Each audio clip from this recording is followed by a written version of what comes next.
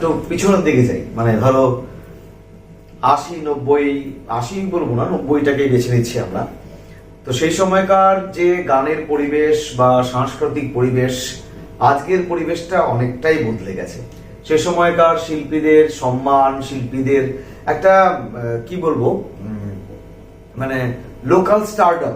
তোমরা দেখেছো প্রোগ্রাম, আমিও দেখেছি প্রোগ্রাম, যে ধরো একটা লোকাল শিল্পী, স্থানীয় শিল্পী বলবো, সে যখন মঞ্চে উঠবে, মঞ্চে আসবে, মানে সেটা স্টার সেই সময়, বিশেষ করে পাড়ার অনুষ্ঠান, সেগুলো আজকে নেই। মিস করো? হ্যাঁ, অবশ্যই মিস করি। মাঝখানে তো একদমই ছিল না, কিন্তু এখন কিন্তু পাড়ার প্রোগ্রাম টুকটাক কিন্তু হচ্ছে, মানে বিভিন্ন যেমন পুজোর সময় বা এই সময় কিন্তু এই কালচারাল প্রোগ্রাম গুলো কিন্তু এখন আস্তে আস্তে হচ্ছে। সে আগের মতো সেই এটা নেই।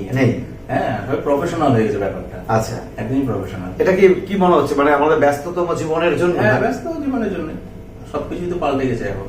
আচ্ছা, হ্যাঁ। আর এবার চলে আসছে পরে একটা বিষয়, সেটা হচ্ছে যে কুমার শানুর গান ভালো লাগে তোমার? কুমার শানুর গানগুলো বেশিরভাগ সে সময় লিখতেন পুলক বন্দ্যোপাধ্যায়, বাংলা গানগুলো। হিন্দি তো আমরা জানি সমীর বা আরো অনেকে ছিলেন। তো কোনটা বেটার লাগে সৌরভের কাছে? কোনটা কুমার শানুর কণ্ঠ, কুমার শানুর প্রেজেন্টেশন, গানের কথা, গানের সুর, নাকি অ্যাজ এ হোল টোটালটাই? কণ্ঠ তো অবশ্যই ভালো লাগে। কণ্ঠ তো একটা ব্যাপার আছে, কারণ সেই সময় সেই যে গানগুলো যে পড়েছে মনে হচ্ছে মেঘানো মাখনের মধ্যে দিয়ে বলা যাচ্ছে।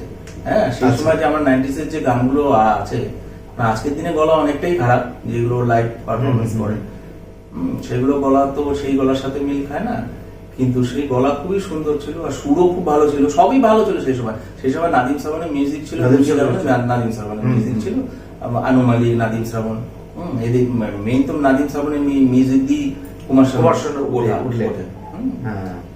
তারপরে আর এদিকে তোমার বাংলা গানে যদি তুমি বলতে চাও, যে অরূপ প্রণয় বলে একজন ছিল। আচ্ছা, হ্যাঁ, তার যে বাংলা গানগুলো সুরে করা, যেমন তুমি আছো কত যে সাগর নদী, হ্যাঁ, সুরকার। আচ্ছা, সুরকার অরূপ প্রণয়। লিখতেন তো পুলক বন্দ্যোপাধ্যায়। হ্যাঁ, লেখা পুলক বন্দ্যোপাধ্যায়, কিন্তু সুরগুলো কিন্তু ওই গানগুলোর কিন্তু সব অরূপ প্রণয়। অরূপ প্রণয় হিন্দি গানও আছে কিছু ওর সুরে। আর সেই সুর আর এখনকার সুরের মধ্যে অনেকই তফাৎ। এখনো যেমন তুমি যদি বলো যে এখন কি তাহলে গান হচ্ছে না, যেমন ধরো অরিজিৎ সিং অবশ্যই ভালো সিঙ্গার, কিন্তু আমি বলবো কি সেই এখনকার যে গান, হিন্দি বলো বা বাংলা বলো, এই গানগুলো কিন্তু তুমি মনে রাখতে পারবে না। যদি তুমি 50 বারও ওই গানগুলো শোনো, কিন্তু তুমি কিন্তু সেটা মনে রাখতে পারবে না গুনগুন করে। এই গানগুলো কিন্তু তুমি গুনগুন মানুষ সবখানেই করে। এখন আমরা ট্রামে বাসে সবখানেই কিন্তু এই গানগুলো আমরা শুনতে পাই, 80s বা 90s এর গানগুলো। কুমার শানুর গান তুমি কিন্তু অনেক জায়গায়, আমি সেদিন কলকাতা গেলাম, কোথায় কোথায় ওই দোকানগুলোতে কুমার শানুর গান পাচ্ছি, কিন্তু সেই পুরনো গানগুলো। তাই বলে আমি বলছি না যে অরিজিৎ সিং এর যে গান ভালো না বা সেগুলো সুর ভালো না, সবই ঠিক আছে, কিন্তু ওই গানগুলো, এখনকার গানগুলো কিন্তু তুমি মনে রাখতে পারবে না, আমার যেটা মনে হয়। জানি না সবাই একমত হয়। অবশ্যই মনকেও ছুঁয়ে যায় না, তাই জন্য আমরা এখনকার গানগুলো মনেই রাখতে পারবে না। তুমি ওই 90s বা 80s এর তুমি বহু লোকেরই গান একদম মুখস্থ আছে। কারণ ওই গানগুলো যদি কেউ স্টেজে বা অন্য কোথাও যদি একটু ভুল করে না, লোকের কানে গিয়ে লাগবে। ওগুলা সুরের আর বিকল্প না। এই কথাটা দিয়ে আমি যেটা নিয়ে আজকে গল্প শুরু করেছিলাম সৌরভ তোমার সাথে, সেটা হচ্ছে যে এই কণ্ঠী, আবার সেই জায়গায় ঘুরে আসলাম আমরা। আমরা মনে করি যারা আমরা তোমার শ্রোতা, তোমাকে শুনি বা অন্যদের রফিকুলদের গান শুনি বা বাদ বাকিদের গান শুনি, সুমিতদের গান শুনছি, ভালো যারা দারুণভাবে গান করছো, তো তাদের আমরা না বেছে নিই। আমি অ্যাজ এন অডিয়েন্স হিসেবে বলছি আর কি, যে সৌরভ মানে আমি কুমার শানু শুনবো, রফিকুল্লাহ মানে মোহাম্মদ রফি শুনবো। এবার রফিকুল্লাহ যদি এখানে কুমার শানুর গান গাইতে ওঠেন বা গান আমার কানে লাগবে। সৌরভ যদি একটা মুকেশের গান আমি শুনবো, কিন্তু কানে লাগবে।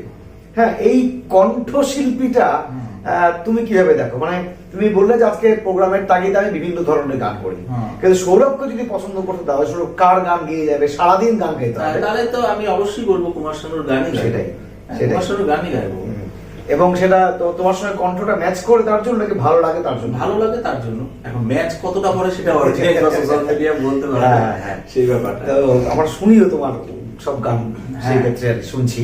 কিন্তু তোমার আমি যদি বলেছি আবার সে একই কথা বলতে হবে, মানে প্রোগ্রামে গেলে পরে তখন ওই সব রকম গানই প্রোগ্রামের দাবি। হ্যাঁ, প্রোগ্রামের দাবি। কিন্তু তুমি যদি এমনি যদি আমাকে বলো, তাহলে আমি বললে সব কুমার শানুর গানই গাইবো, বাংলা হিন্দি। আমরা যারা 90s এর ছেলে, এর আগে আমি কিছুদিন আগে ফেসবুকে লাইভ করছিলাম, সেক্ষেত্রে কিন্তু সবই কুমার শানুর গানই গিয়েছিলাম সেই ক্ষেত্রে। 90s আমরা যারা, তারা কিন্তু এই ব্যাপারটাকে, তুমি যতই বলছো যে আজকে মিক্স কালচার আছে, মিক্স গান দিতে হচ্ছে, কিন্তু আমরা যারা 90s কে দেখেছি চাক্ষুষ, তো সেই জায়গাগুলোতে আমাদের কিন্তু ওই জায়গাটা এখনো মনের কোথাও আটকে আছে, যে কোনটি, যেটা বারবার করে আমি ফিরে আসছি সেই জায়গাটাতেই। আচ্ছা, এবার আরো কিছু ব্যক্তিগত প্রশ্ন, সেটা হচ্ছে যে বিয়ে কত সালে সৌরভ? বিয়ে 2001-এ। 2001-এ। তারপর থেকে দাম্পত্য এই বাড়িতেই? এই বাড়িতে, মানে এখানেই তোমার আদি অন্ত সমস্ত কিছু বলা যায়? এটাই বাড়ি। আচ্ছা, এটাই বাড়ি। মানে আগে বাড়ি ছিল এবং ফ্ল্যাট হয়েছে। আচ্ছা, পরে ফ্ল্যাট হয়েছে আর কি। এবার তোমার ওয়াইফ কোহেলি আমাদের সবার, ও খুব প্রিয়, খুবই পরিচিত। নাটক দেখো? নাটক দেখি। দেখে কোহেলির জন্য নাকি না এমনি? কিন্তু হ্যাঁ, সেটা যেটা সত্যি কথা বলতে, সেইভাবে এমনি গিয়ে নাটক দেখা হয় না। বা ওর যে যদি কোথাও পারফর্ম করলো, যে কিছুদিন আগে একটা নাটক ছিল রবীন্দ্র ভবনে, তখন সেটা দেখতে গেছিলাম। বা আমার ছেলেও কিন্তু নাটক করেছিল, নালক বলে একটা। নালক, আচ্ছা। হ্যাঁ, যেহেতু পড়াশোনার চাপে সে আর হয়ে ওঠেনি, তখন ওগুলো শো যেমন বাইরে করতে গেছিল আমার ছেলে একবার, এখানে করেছিল না, সেগুলো অবশ্যই তখন দেখেছি। কিন্তু এমনি আলাদা করে নাটক না।